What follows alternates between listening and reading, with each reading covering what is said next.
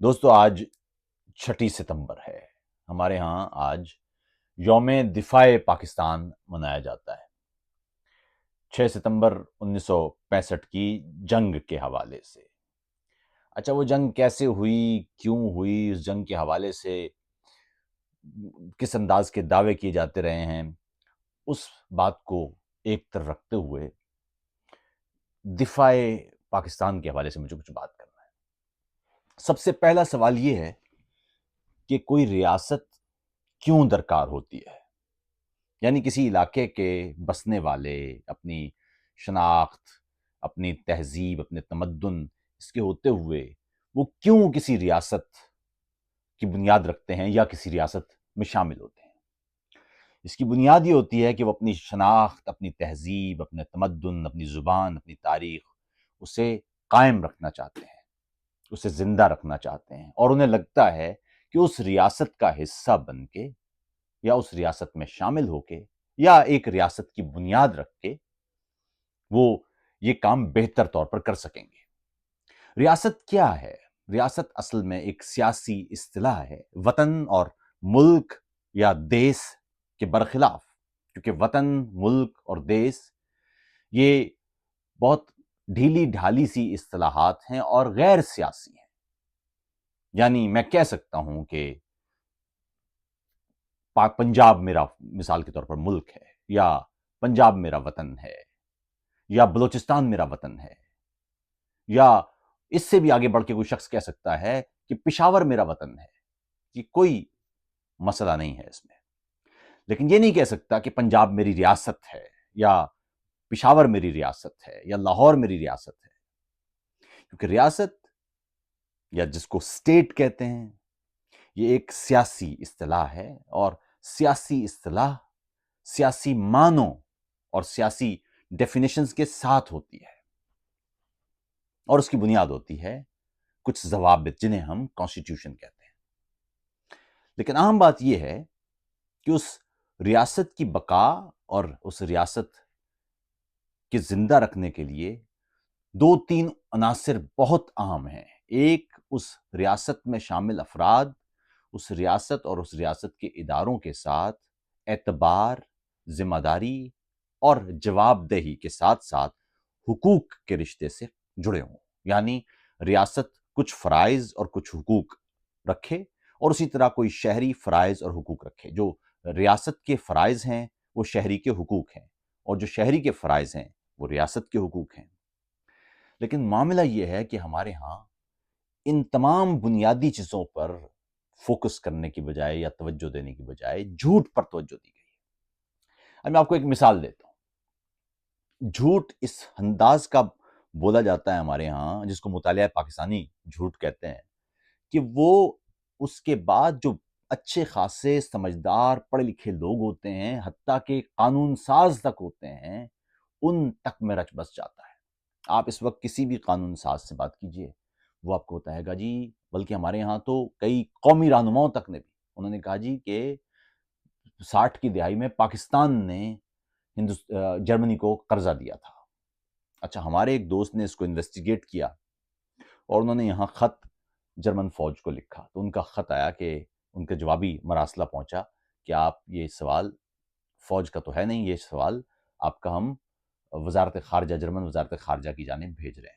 اچھا، وزارت خارجہ کی طرف سے پھر بعد میں ایک خط آیا کہ جی ایسا تو کوئی معاملہ نہیں ہے کہ پاکستان نے جرمنی کو کبھی قرضہ دیا ہو۔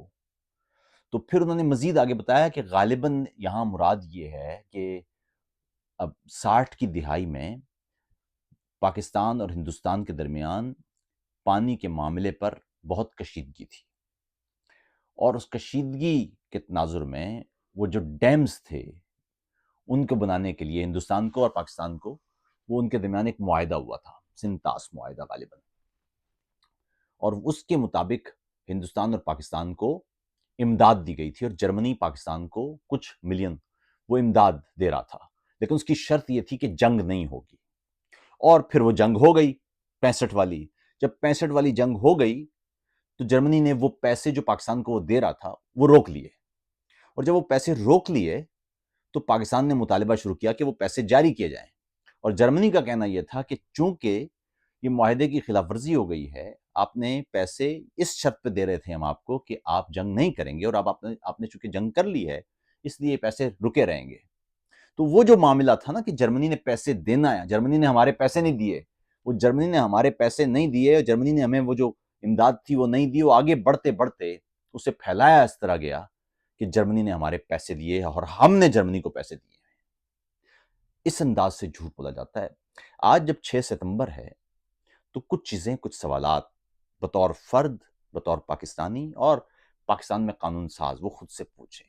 کیا پاکستان میں افراد ریاست کے ساتھ حقوق اور فرائض کی غم سے یا بانڈ سے جڑے ہوئے ہیں؟ کیا ان کے بیچ وہ جو گرہ ہے، وہ جو دھاگا ہے جو جوڑ کے رکھتا ہے وہ موجود ہے؟ کیا ریاست اپنے بنیادی فرائض انجام دے رہی ہے؟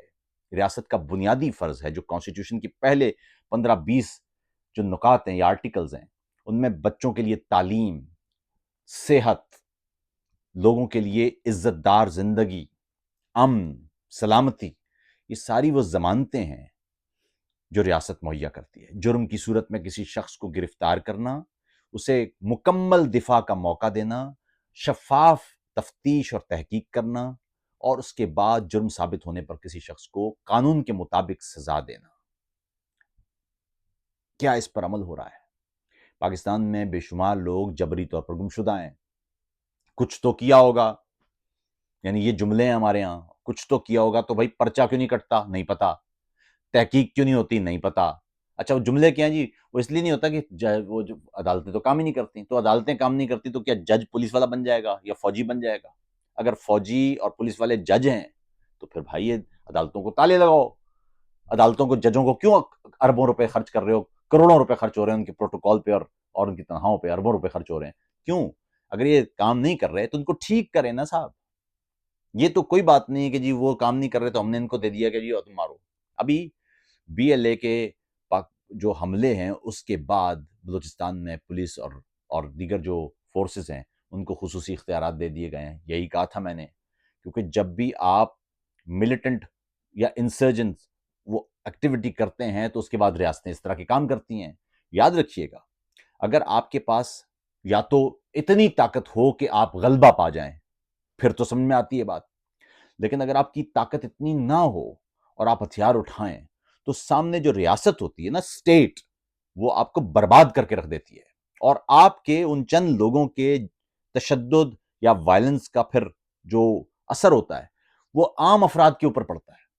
اب یہ جو اتنی ایک بھرپور تحریک چل رہی تھی بلوچستان میں، پرامن تحریک چل رہی تھی، اور پورا پاکستان وہ بات ان تک پہنچ رہی تھی، اور پاکستان میں جو جتنے بھی ایلیمنٹس ہیں وہ ابھی بھی وہ اس کی حمایت کر رہے ہیں کہ یہ بلوچستان کے لوگوں کے ساتھ جو ظلم ہو رہا ہے پچھلی کئی دہائیوں سے ختم کرو. لیکن اس کے بعد یہ جو ملیٹنٹ اٹیکس ہوئے ہیں اس سے نقصان ہوا ہے کہ فائدہ ہوا ہے اس تحریک کو. اسی طرح پاکستان میں دیگر مقامات پر بھی جو پرامن تحریکیں ہیں ان کو آگے لانا چاہیے. یہی ہے دفاع پاکستان.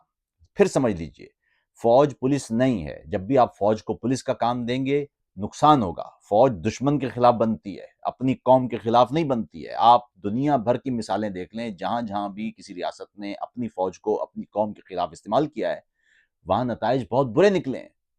بلکہ فوج کو کسی بھی قوم کے خلاف ایک اربن علاقے میں استعمال کیا تو نقصان ہوئے ہیں، انسانی حقوق کی پامالیاں ہوئی ہیں. اس لیے پہلا کام تو یہ ہے کہ فوج کو کسی طرح سے شہری علاقوں سے باہر نکالا جائے.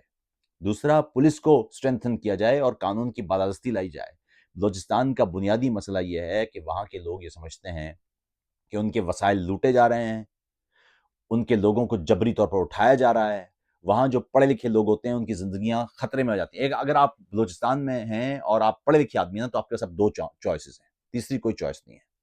یا تو آپ فوج کے ٹاؤٹ بن جائیں، دوسرا یا پھر آپ علیحدگی پسندی کے راستے پر نکل جائیں. بیچ کا راستہ ختم کر دیا ہے. یعنی آپ اگر بی اے ایم اے پہنچ گئے ہیں تو آپ کے پاس خود بخود یہ 2 آپشن آ جائیں گے، ادھر کے ادھر، درمیان کا کوئی راستہ نہیں ہے. اس لیے یہ کام ختم کریں. فوج کے ٹاؤٹ نہیں چاہیے ہمیں. بلوچستان میں جینوئن بات ہے کہ وہاں کے حقوق جتنے بھی افراد کے ہیں وہ کانسٹیٹیوشن کے مطابق انہیں مہیا کیے جائیں. اسی طرح وہاں جو جبری گمشدگی ہیں ان کا خاتمہ کیا جائے. کسی نے جرم کیا ہے اسے عدالت میں پیش کریں. اس پر صاف شفاف مقدمہ چلائیں، اسے قانون کے مطابق سزا دیں۔ اگر کسی نے جرم نہیں کیا ہے تو اسے چھوڑیں۔ وہاں خواتین بچے برسوں سے اپنے پیاروں کے انتظار میں ہیں، اور پھر یہی حالات ہم نے اوپر دیکھے ہیں پختونخوا کی طرف۔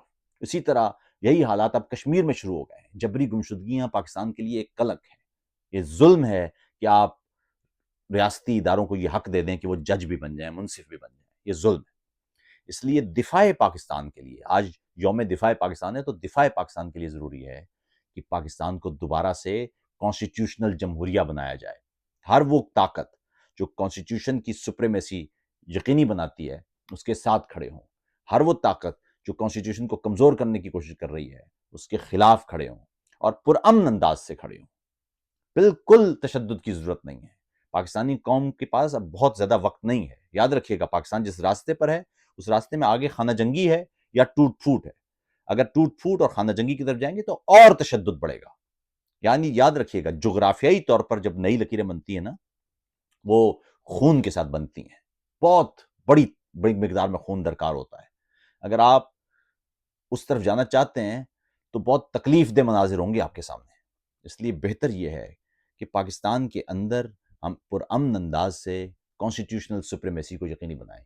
آپ خود بتائیے کہ بلوچستان کے لوگوں کو اگر ان کے حقوق مل رہے ہوں، انہیں یہ احساس ہو کہ وہ پاکستان کے کانسٹیٹیوشن کے نیچے بالکل اسی طرح ہیں جس طرح پنجاب کا کوئی شخص یا پاکستان کے کسی بھی علاقے کا کوئی شخص، اسے تعلیم، صحت اور دیگر جو دستوری ضمانتیں ہیں وہ مہیا ہو رہی ہوں، وہاں پر وسائل کی لوٹ کھسوٹ نہ ہو رہی ہو، مقامی افراد کا مقامی ریسورسز پر مکمل قبضہ ہو یا ہولڈ ہو، گرفت ہو، احتساب موجود ہو، ادارے موجود ہوں، پھر تو سمجھ میں آتا ہے۔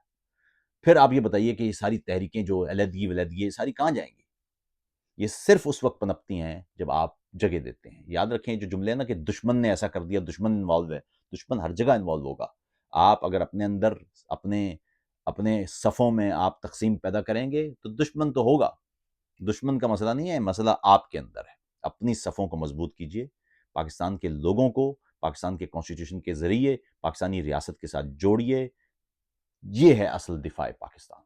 اگر اس کے علاوہ کچھ دفاع پاکستان ہے، بندوقیں، ہیلی کاپٹر، یہ دفاع پاکستان نہیں ہے۔ یاد رکھیے کہ اس وقت پاکستان کو سرحد پر اپنی فوجیں رکھے تو رکھے، شہروں کے اندر فوجوں کا کوئی جواز نہیں ہے، کسی صورت نہیں ہے۔ شہر کے اندر فوج اگر آتی بھی ہے تو وہ بہت محدود وقت کے لیے آتی ہے، کسی خاص صورت میں آتی ہے۔ میں آپ کو جرمنی کی مثال دیتا ہوں۔ جرمنی میں فوج کے لیے پابندی ہے کہ وہ اسلحے کے ساتھ اربن علاقے میں نہیں آ سکتی ہے۔ یہاں پر فوجی نظر آتے ہیں بستے لیے ہوئے، ہتھیار نہیں ہوتے ان کے پاس، کیونکہ جرمن فوج کا ہتھیار جرمن قوم کے لیے نہیں ہے، سرحد کے لیے ہے، جرمنی کے دفاع کے لیے ہے، جرمن قوم کے دفاع کے لیے ہے۔ یہ جو ہے نا قومی سلامتی، اس کو کہتے ہیں قوم کی سلامتی۔ اور قوم کی سلامتی کا مطلب ہوتا ہے کہ آپ قوم کو تحفظ دیتے ہیں، قوم کے اوپر بندوق نہیں چلاتے۔ یوم دفاع سے متعلق آپ کی رائے کیا ہے؟ آپ کو کیسا لگتا ہے کہ پاکستان کس انداز سے ایک مضبوط، ایک بھرپور جمہوریہ بنے گا جس میں لوگ کانسٹیٹیوشن کے مطابق شہری آزادیوں کے ساتھ زندگی گزار سکیں گے؟ اپنا خیال رکھیے گا۔ اس سوال کا جواب ضرور لکھیے گا۔ آداب۔